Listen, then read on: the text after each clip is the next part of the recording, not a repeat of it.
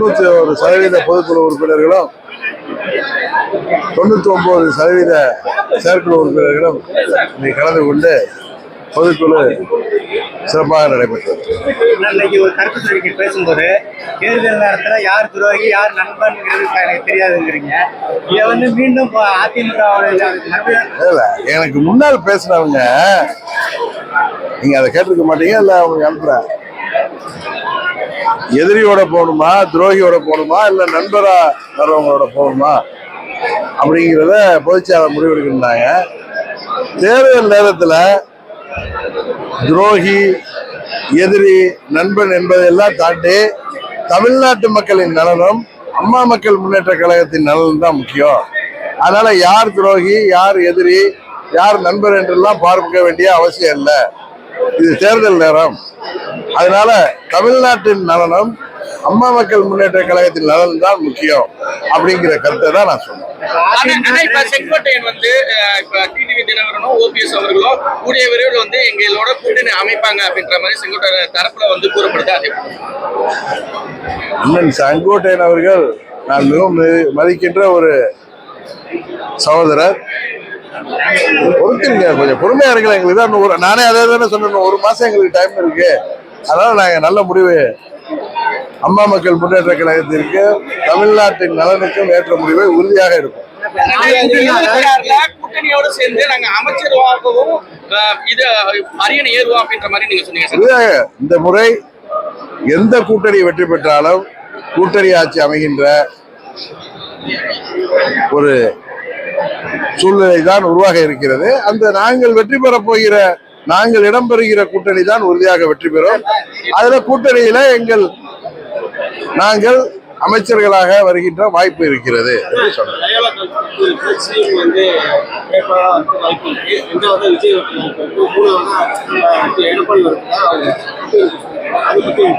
Loyola college 2017 December மாதம் RK நகர் தொகுதியில போட்டியிட்டப்போ அவர்கள் கருத்து கணிப்பெல்லாம் நான் பார்த்திருக்கேன். அதனால லயோலாவுடைய கருத்து கணிப்பை பற்றி நான் குறை சொல்லல, மற்ற கருத்து கணிப்புகளை பற்றி குறை சொல்லல. ஆனா 26 மே மாதம் தமிழ்நாட்டு மக்களின் கருத்து கணிப்பு என்னவென்று நீங்கள் பொறுத்திருந்து பாருங்கள். அது வரைக்கும் நீங்க பொறுமையாக இருக்கு. ஓய்வூதியம் அறிவிக்கிறாங்க, ஆனா இடைநிலை ஆசிரியர்களும் சத்துணவு பணியாளர் அங்கன்வாடி பணியாளர்கள் ஆர்ப்பாட்டம் பண்ணிருக்காங்க. கிட்டத்தட்ட ஒரு மாசத்தோட தேர்தல் அறிவிப்பு இருக்கு. ஆல்மோஸ்ட் இந்த ஆட்சி ஒரு முடிவுக்கு வருகிற நேரத்தில் எப்படியோ அரசு ஊழியர்கள் ஆசிரியர்களுக்கான ஒரு எதிர்பார்ப்பு இந்த அரசாங்கம் நிறைவேற்றிருக்கிறார்கள். சொல்லி அதே நேரத்தில் கிட்டத்தட்ட அந்த பென்ஷன் ஆணையத்திற்கு அரசாங்கம் இப்பொழுது அறிவித்ததை நிறைவேற்றுவதற்கே 13,000 கோடியும் ஒவ்வொரு ஆண்டும் 11,000 கோடியும் அதுக்காக நிதி ஒதுக்க வேண்டிய சூழ்நிலை இருக்கு. அவ்வளவு நிதியை எப்படி நிதி மேலாண்மை செய்ய போகிறார்கள் என்பது இந்த ஆட்சியாளர்கள் தொடர்ந்தாலும் சரி, புதிய ஆட்சியாளர்கள் வந்தாலும் அது எப்படி முடியும் என்பது பற்றி எனக்கு தெரியவில்லை. அதே நேரத்தில் அங்கன்வாடி ஊழியர்கள் இன்னைக்கு கூட பார்த்தா பகுதி நேர ஆசிரியர்கள் இன்னும் போராடிட்டு இருக்காங்க. இதெல்லாம் இந்த ஆட்சியாளர்கள் சரியாக செயல்படவில்லை என்றால் உறுதியாக இது அவர்களுக்கு எதிராக தமிழ்நாட்டு மக்கள் தீர்ப்பளிப்பார்கள் என்பதைத்தான் இதை காட்டுகிறது. இந்த மாதத்துக்குள்ளார வரும். 2026 4 முனை போட்டி தான். ஒண்ணு திமுக அதிமுக, அதுக்கப்புறம் பாஜக கூட்டணி இருக்கு, நாம் தமிழர். இந்த 4 முனை கூட்டணி தான் இருக்கு. நீங்க திமுகவோட போக மாட்டேன்னு சொல்லிட்டீங்க, அதே மாதிரி பாஜகவோட போக மாட்டேன்றீங்க, நாம் தமிழர் போக மாட்டீங்க. இப்ப இருக்கிறது தாவேக ஒண்ணுதான். நான் தான் சொன்னேன், எங்களுக்கு எதிரி என்று இந்த நேரத்தில் யாரையும் பார்க்க வேண்டிய அவசியம் இல்லை, துரோகி என்று யாரையும் பார்க்க வேண்டிய அவசியம் இல்லை, நண்பர் என்று யாரையும் பார்க்க வேண்டிய அவசியம் இல்லை. தமிழ்நாட்டு நலனும் அம்மா மக்கள் முன்னேற்ற கழகத்தின் நலனும் தான் முக்கியம். அதைத்தான் நாங்கள் பார்ப்போம்னு சொல்லிட்டேன். அதனால நாங்க இன்னும் முடிவெடுக்கலைங்கிறது உண்மை. இன்னொன்னு, நாங்க எந்த சமரசமும் செய்து கொள்ள மாட்டோம்னு சொல்லிட்டேன். உறுதியாக கூட்டணி ஆட்சி தான் அமையும். அதுவும் அம்மா மக்கள் முன்னேற்ற கழகம் இடம்பெற போகின்ற கூட்டணி தான் வெற்றி பெற போகிறது. ஏன்னா இந்த சூழ்நிலை அப்படி இருக்கு. நான் அதீத நம்பிக்கையில சொல்லல. அதுல உறுதியாக அம்மா மக்கள் முன்னேற்ற கழகம் ஆட்சி அதிகாரத்தில் பங்கு பெறும். புதிய பென்ஷன் திட்டம் இந்த தேர்தலில் தாக்கத்தை ஏற்படுத்தும். உங்களுக்கு தெரியும், தேர்தல் வாக்குறுதி இது கிட்டத்தட்ட 5 ஆண்டு முடிய போறப்ப நிறைவேற்றிருக்காங்க.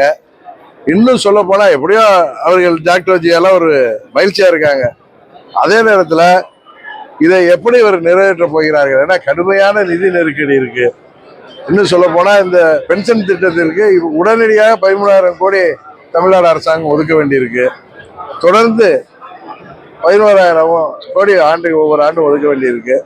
இதை எப்படி சமாளிக்க போகிறார்கள் என்பது தெரியவில்லை. எதிர்கட்சியா இருக்கும்போது 5,000 ரூபாய் கொடுக்கணும் பொங்கலுக்கு அப்படின்னாரு. இப்போ 3,000 ரூபாய் வச்சிருக்காங்க. கடந்த ஆண்டுகள் எல்லாம் கொடுக்கவே இல்லை. ஆட்சிக்கு வர்றதுக்கு முன்னாடி ஆட்சிக்கு வரணுங்கிறதா ஏதாவது பேசுவதா, ஆட்சிக்கு வந்த பிறகு மக்களை ஏமாற்றுவதும் தான் இவர்களுடைய நடவடிக்கையா இருக்கு. அதனால இதெல்லாம் மக்கள் பார்த்து கொண்டிருக்கிறார்கள். உறுதியாக அதற்கெல்லாம் தீர்ப்பை வழங்குவார். அதிமுக எல்லாமே நீங்க ஒன்றிணைஞ்சு வெற்றி பெற்றலாம் அப்படின்னு சொல்லி பொதுமக்களோட கருத்தா இருக்கு. தனித்தனியா பிரிஞ்சு இருக்கிறதுனால வெற்றி வாய்ப்பு கொஞ்சம் இதா இருக்கு அப்படின்னு சொல்றாங்க பொதுமக்கள். எங்கள் கூட்டணி நிலைப்பாடு என்ன என்பதை நீங்க உறுதியாக தெரிந்து கொள்வீர்கள். தமிழ்நாட்டு நலனிலும் அம்மா மக்கள் முன்னேற்ற கழகத்தின் நலனிலும் நாங்கள் கவனமாக இருந்து முடிவெடுப்போம். அமித்ஷா வருகை எப்படி பாக்குறீங்க? அமித்ஷா பாஜகவின் மாநில தலைவர் நயினா நாகேந்திரன் அவர்களுடைய சுற்றுப்பயண நிறைவு விழாவுக்கு நேற்று வந்திருந்தாரு.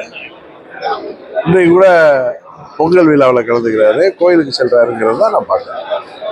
யாரும் எதிரி இல்லை, யாரும் இல்லை. அதிமுக மீண்டும் வாய்ப்பு இல்லை சார், நான் தான் கிளிப்புள்ள மாதிரி எனக்கு முன்னால் பேசிய நிர்வாகிகள் பேசியதுக்கு நான் சொன்னேன், பேசுனாங்க நீங்க எதிரியோடா துரோகியோடா இல்லை நண்பர்களோடான்னு முடிவு செய்யணும் தலைவருக்கு அந்த அதிகாரம் சொன்னாங்க. நான் சொன்ன இந்த தேர்தலில் தமிழ்நாட்டு நலனா அம்மா மக்கள் முன்னேற்ற கழகத்தின் நலன் தான் முக்கியம். அதனால துரோகி யாரு எதிரி யாரு நண்பர் யாருன்னா பார்க்க வேண்டிய அவசியம் இல்லை. தமிழ்நாட்டின் நலனையும் நமது கட்சியின் நலனையும் மனதில் கொண்டு முடிவெடுப்போம்னு சொன்னேன். அதை பற்றி தான் நாங்கள் எடுக்க போறோம். அதை பொறுத்து இருந்து பார்க்க. பல மூத்த நிர்வாகிகள் அரசியல் கட்சியினர் அணிக்கு அணுகி பேச்சுவார்த்தையில ஈடுபடுறாங்க. அது தாவேகாவுக்கு எந்த அளவுக்கு பலத்தை ஏற்படுத்தும்? பல மூத்த நிர்வாகிகள் அரசியல் கட்சி எந்த மூத்த நிர்வாகி எந்த கட்சியோட மூத்த நிர்வாகி யாரு? அதனால அது அவருடைய விருப்பம். அவர் போயிருக்காரு. அதை பத்தி நான் என்ன இணைக்கப்படுவாங்க பொங்கலுக்குள்ள அப்படின்னு செங்கோட்டையன் சொல்லியிருக்காரு. இது எந்த அளவுக்கு பலமா இருக்கும் பலவீனமா இருக்கும்? அதை பத்தி எல்லாம் நீங்க தான் ஊடகத்தை சேர்ந்தவர்களா அரசியல் வல்லுநர்கள் தான் சொல்லணும். நான் ஒரு பார்வையாளரா எல்லாம் பார்த்துட்டு இருக்கோம். அவ்வளவு நான் தான் பல முறை சொல்லிட்டேன். இனிமே திரும்ப திரும்ப அந்த பதில்களை சொல்ல வேணாம். ஏன்னா எனக்கு வாய் வலிக்குது பதில் சொல்லி.